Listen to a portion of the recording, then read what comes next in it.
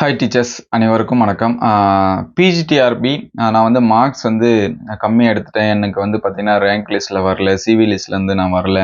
So அந்த மாதிரி feel பண்ணிட்டு இருந்தீங்கன்னா தயவு செஞ்சு அதை வந்து விட்டுருங்க. ஸோ நமக்கு அடுத்த எக்ஸாம்ஸில் வந்து என்ன பண்ணலாம் அப்படிங்கிறத பற்றி யோசிங்க. ஏன்னா நான் வந்து பிஜிடிஆர்பி எக்ஸாம்ஸில் 2017 என்னால் பாஸ் பண்ண முடியல.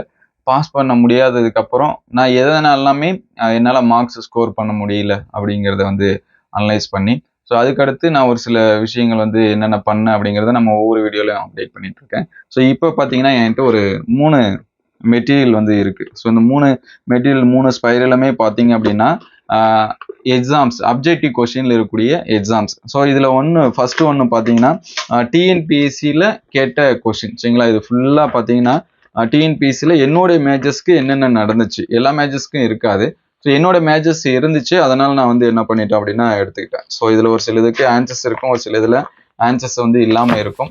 இது எல்லாமே டிஎன்பிசியில் நடந்த கொஸ்டின் பேப்பர். இது வந்து ஸ்பைரல் நான் வந்து போட்டு வச்சுட்டேன் டவுன்லோட் பண்ணி. ஏன்னா நமக்கு வந்து மொபைல்லே பார்க்கறதுக்கு ஒரு மாதிரி இருக்கும். அந்த டைமில் மொபைல் வந்து அந்தளவுக்கு ஸ்பீடாக இருக்கக்கூடிய மொபைல்ஸ் எல்லாமே அப்போ என்கிட்ட இல்லை சரிங்களா. இப்போ வேணா இருக்குது, அப்போ வந்து கிடையாது. அதனால் அது வந்து பிடிஎஃப் டவுன்லோட் பண்ணி பிரிண்ட் அவுட் போட்டு வச்சுட்டேன். ஒரு சில பேர் பிரிண்ட் போட்டுலாம் சொல்லுவாங்க, இவ்வளோ எதுக்கு போட்டுட்டு இருக்க, இதெல்லாம் நீ என்ன படிக்கவா போற அப்படின்னு சொல்லிட்டு. ஏன்னா அப்போ வந்து ப்ரைவேட் ஸ்கூலுக்கு வந்து போயிட்டு இருந்தேன். அப்போ சேலரி கம்மி தான். இது போடுறதுக்கு கிட்டத்தட்ட 1000 ரூபா இந்த மாதிரி ஆகிடும். ஒவ்வொரு ஸ்பைரலும் வந்து போகிறதுக்கு, பிரிண்ட் அவுட் போட்டு அது ஸ்பைரல் போகிறதுக்கு. ஸோ கிடைக்கிற காசில் நம்மளுடைய மேஜஸ்க்கு என்னென்ன மிஸ்டேக் பண்ணமோ அதெல்லாமே சரி பண்ணுறதுக்கு என்னென்ன பண்ணலாம் அப்படின்னு சொல்லி தேடிட்டு இருக்கப்போ தான் இந்த கொஷின்ஸ் எல்லாமே கிடைச்சிச்சு.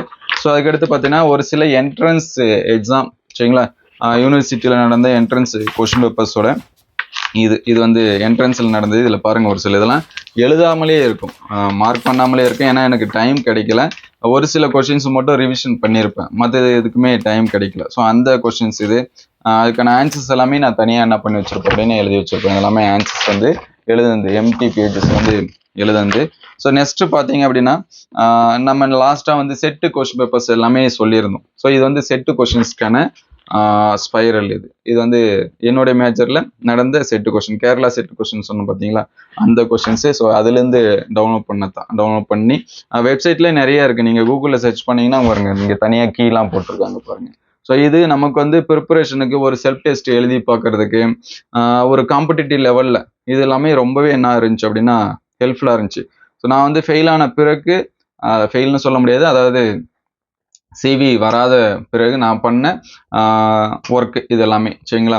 நான் வந்து அடுத்து நம்ம எப்படியும் கண்டிப்பாக பாஸ் பண்ணி ஆகணும். எந்த எக்ஸாமாக இருந்தாலும் சரி, நம்மளுடைய மேஜர்ஸ்க்கு எது கேட்குறாங்களோ அது எல்லாமே பாஸ் பண்ணி ஆகணும் அப்படின்னு சொல்லிட்டு எழுதின ப்ரிப்பேர் பண்ண மெட்டீரியல்ஸ் தான் இது எல்லாமே சரிங்களா. இது எல்லாமே டிஆர்பி கொஷின்ஸ் இல்லை, ஆனால் டிஆர்பியில் எனக்கு கேட்கக்கூடிய கொஷின்ஸ் இது எல்லாமே இருந்துச்சு சரிங்களா. இங்கே பார்த்தீங்கன்னா நான் வந்து நோட் பண்ணி வச்சுருப்பேன், எந்த இயரில் கேட்டது அப்படிங்கிறது எல்லாமே நான் வந்து என்ன பண்ணி வச்சுருக்கேன், நோட் பண்ணி வச்சுருக்கேன். இந்த மாதிரி நீங்கள் உங்களுடைய மேஜர்ஸ்க்கு ஆன்லைனில் அவைலபிளாக இருந்துச்சு அப்படின்னா தாராளமாக என்ன பண்ணுங்கள், டவுன்லோட் பண்ணி ப்ரிப்பரேஷனை வந்து ஸ்டார்ட் பண்ணுங்கள்.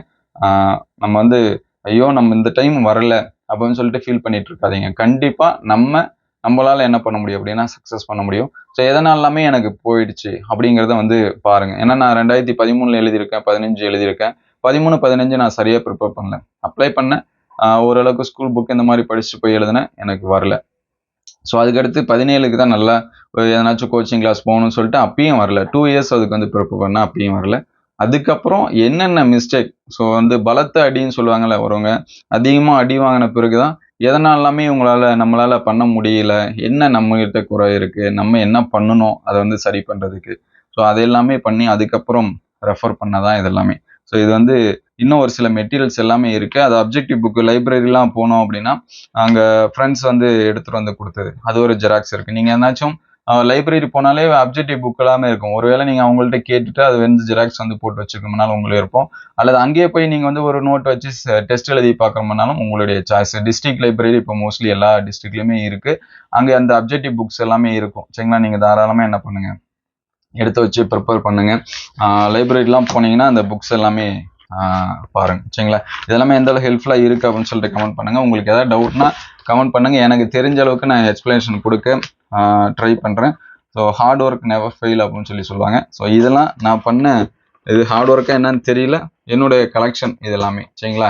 இது வந்து டிஆர்பியை தவிர மற்ற கொஸ்டின் பேப்பர். ஸோ கிட்டத்தட்ட இதுக்கே 3 ஸ்பைரல்லையும் நிறைய கொஸ்டின், ஒரு ஸ்பைரல்லையும் ஒரு 15 கொஸ்டின் பேப்பர்ஸ் இருக்கும் சரிங்களா.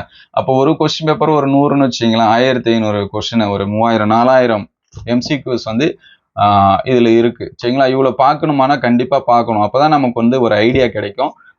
ஒரு என்ன சொல்றது, கொஸ்டின்லாம் எப்படி கேட்டிருக்காங்க, இந்த மேட்ச்ல இப்படி எல்லாமே கேட்கலாமா, இந்த டாபிக்ல இந்த மாதிரி சேஞ்ச் பண்ணி எல்லாமே கேட்கலாமா அப்படிங்கிறது எல்லாமே நமக்கு ஒரு ஐடியா கிடைக்கும். ஸோ அதுக்காக தான் இந்த கொஸ்டின் பேப்பர்ஸ் எல்லாமே நான் வந்து டவுன்லோட் பண்ணி வச்சிருக்கேன். ஸோ உங்களுக்கு ஆன்லைன்ல தேடி பாருங்க, இருந்துச்சு அப்படின்னா அது பிடிஎஃப் இருந்துச்சுன்னா டவுன்லோட் பண்ணி பார்த்துங்க. உங்களுக்கு ஏதாவது டவுட்னா கமெண்ட் பண்ணுங்க. So thank you.